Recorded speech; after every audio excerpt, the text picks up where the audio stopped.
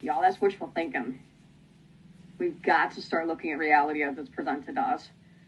And don't be going like Miss Okusko says the whole varsity soccer team has COVID. That is not what I said.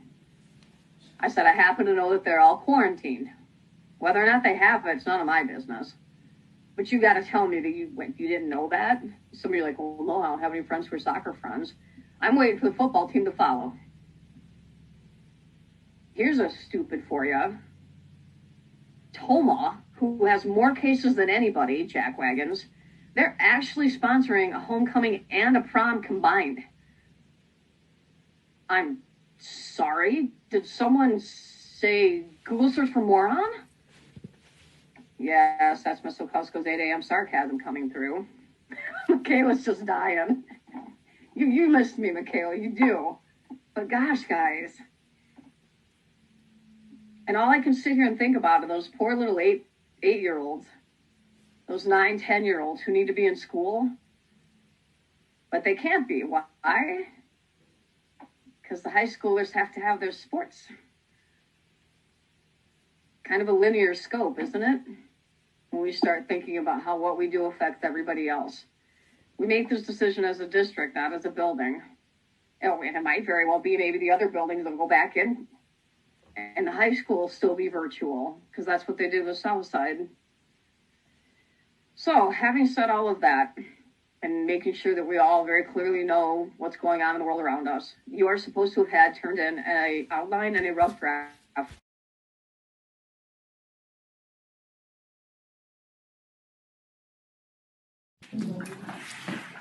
Humans have this overwhelming desire to want to be quote unquote special and elite. And every time someone gains a piece of equality, the perception is their elitism and their specialism is stolen. Think about it. So gays can marry, it pisses off a bunch of straight people. Why? Because it's not something that's just theirs anymore. It's not solely their right anymore. It's upsetting. I'm special because I can vote. Well, now black people can vote and women can vote. Well, damn it, now I'm not special enough anymore. Well, their voice matters too. Wait, well, they're not allowed to have voices. You're right. And if they try to special, we're going to switch the hell out of those voices. Just wait for the internet to use it after your papers. I know.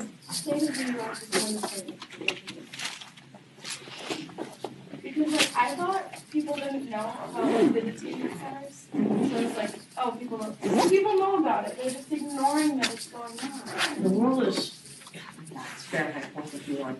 The world is full of minorities. Why don't you just realize they're a minority yet, or maybe they haven't done stuff. Look at all the boomers. Look at all the boomers trying to run Senate and Congress. Old white men. Old white men with these patriarchal ideologies that haven't changed since 1950. And yet the culture around them has changed. So what, they're going to dig in? Yes, sir. Isn't it like all the white men that are trying to get rid of birth control and stuff like that? And Oh yeah. Just a bunch of men. See, the crazy thing is this. If a district is not school district, but a voting district, that's predominantly uneducated, lower class poverty, ironically, they will vote Republican. If you look back at the last couple, decades, the people putting forth these ideas to remove welfare, to remove Social Security, to remove food stamps, it's all Republicans. And yet, uneducated minorities and poor people are voting for it, and then the Democrats stole my food stamps. That was the Republican senator you voted for. It's the Republicans who are taking those things away. All this education is outrageously priced. Yes. Who's implementing those laws? Well, the Obama administration put together laws that would help make college more affordable. The Trump administration refuses to follow. Why? Because if you are educated, chances are you will vote Democrat, not Republican. And the more ignorant we can make you, the more poor we can make you, the more likely you are to vote Republican. It's bizarre. And then yet all these minorities black out and vote Republican.